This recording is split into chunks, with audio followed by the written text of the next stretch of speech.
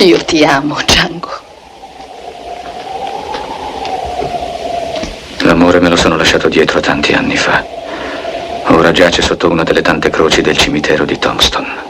Se ti portassi con me, rischieresti di fare la stessa fine. Benvenuti, cari soffitari, nella nostra amata soffitta, dove la polvere del tempo non copre mai davvero la bellezza del passato. Oggi tiriamo fuori una collezione di cappelli da cowboy, pistole fumanti e sorrisi femminili che sapevano incantare anche nel deserto più arido. Parliamo del cinema western all'italiana, o come lo chiamano nel mondo, gli spaghetti western. Ma questa volta niente pistole o duelli al tramonto. Oggi vi porto a scoprire le donne dimenticate del West, quelle attrici italiane che hanno saputo dare fascino, coraggio e sensualità a un genere dominato dagli uomini. 5 dive che meritano di essere ricordate e una piccola sorpresa finale. Fatevi comodi, allacciate le staffe e partiamo per un viaggio nel passato. E se amate questi viaggi tra cinema, bellezza e nostalgia, ricordatevi di iscrivervi al canale, mettere un bel like e attivare la campanella, così non vi perderete nessuna delle nostre cavalcate nel grande cinema italiano.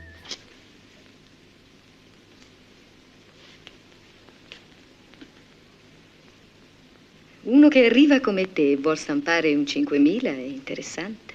La prima stella che voglio riportare in vita è Loredana Nushak, la bellissima attrice triestina dai capelli ramati e dallo sguardo profondo. Forse il suo nome oggi dice poco, ma basta citare un titolo per capire di chi parliamo. Django, di Sergio Corbucci, anno 1966. È lei Maria, la donna misteriosa che Franco Nero salva nella celebre scena d'apertura. Un ruolo intenso, malinconico e forte. Loredana fu una vera pioniera tra le eroine del West e la sua presenza rese indimenticabili film come $7 sul rosso e $10.000 per un massacro. Negli anni 70 decise di lasciare il cinema per dedicarsi ai fotoromanzi insieme al marito Gianni Medici. E anche se si allontanò dai riflettori, il suo fascino resta intramontabile. Del resto, il mistero è sempre il miglior alleato della bellezza. Passiamo a Nicoletta Machiavelli, una donna tanto affascinante quanto inquieta. Discendente del celebre filosofo fiorentino Niccolò Machiavelli, iniziò la carriera con Dino De Laurentiis e divenne un volto amatissimo del western all'italiana, grazie al suo ruolo in Navajo Joe, accanto a Burt Reynolds. Bella, fiera e con quegli occhi scuri capaci di disarmare chiunque, Nicoletta incarnava l'anima selvaggia del West.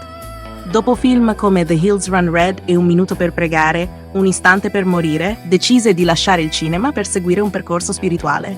Negli anni '80 si trasferì negli Stati Uniti, diventando insegnante di italiano a Seattle e aderendo al movimento di Osho. Da diva del West a donna in cerca di pace. Un cambiamento radicale, ma anche incredibilmente poetico. E ora apriamo la porta a una signora del cinema di genere, Aida Galli, conosciuta anche come Evelyn Stewart. Un volto dolce e raffinato, uno sguardo limpido che conquistò registi e spettatori. Nei western italiani recitò in veri classici come Un dollaro bucato e Adios gringo, accanto a Giuliano Gemma. Era la donna elegante del West, quella che non ha bisogno di sparare per farsi rispettare. Ida Galli sapeva incantare con un sorriso e con una grazia tutta italiana, mantenendo sempre quel fascino discreto che la rese unica. Dopo una carriera intensa tra western, thriller e gialli all'italiana, si ritirò negli anni '80, scegliendo la riservatezza. Ma il suo nome resta inciso nei titoli di coda di un'epoca d'oro. E adesso, preparatevi a incontrare la regina del saloon, Linda Veras. Bionda, sofisticata, con un'aria da diva hollywoodiana, fu una delle bellezze più ammirate del western all'italiana. Dopo gli inizi come modella recitò in film come Faccia a faccia e Corri uomo corri, ma la consacrazione arrivò con Ehi amico. C'è Sabata, hai chiuso? Accanto a Lee Van Cleef. Nel ruolo della cantante Jane, Linda faceva girare tutte le teste del saloon, tra abiti scintillanti e sguardi ammiccanti che dicevano più di 1000 parole. Era la sensualità elegante del West, quella che conquista con lo charme e non con la provocazione. Dopo pochi anni di carriera decise di ritirarsi, lasciando dietro di sé una scia di fascino e mistero.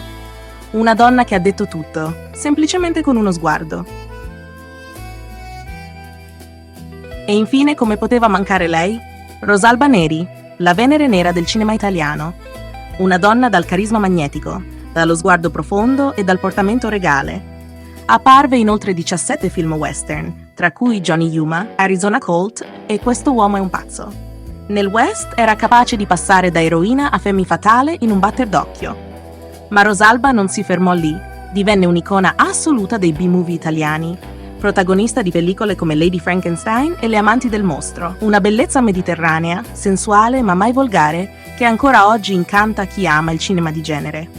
Se c'è una donna che rappresenta il lato magnetico del West, quella è senza dubbio Rosalba Neri.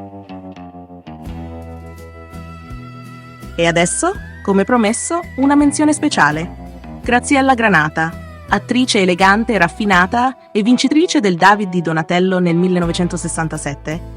Dopo gli esordi nella commedia e nell'horror, interpretò anche il western Al di là della legge, accanto a Lee Van Cleef, una presenza dolce e magnetica che lasciò il segno, anche se per poco tempo.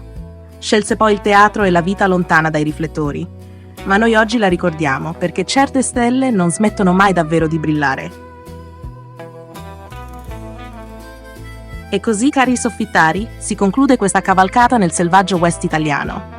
Abbiamo riscoperto donne forti, affascinanti, a volte dimenticate, ma tutte accomunate da un carisma che non si spegne col tempo. Erano le stelle di un cinema fatto di sabbia, polvere da sparo e un pizzico di malizia. Se vi è piaciuto questo viaggio tra pistoli e dive, lasciate un like, iscrivetevi alla Soffitta di Pippo e attivate la campanella, perché presto cavalcheremo di nuovo insieme tra i segreti del grande cinema italiano. E ricordate, nel West come nella vita, chi guarda troppo il tramonto rischia di perdersi l'alba.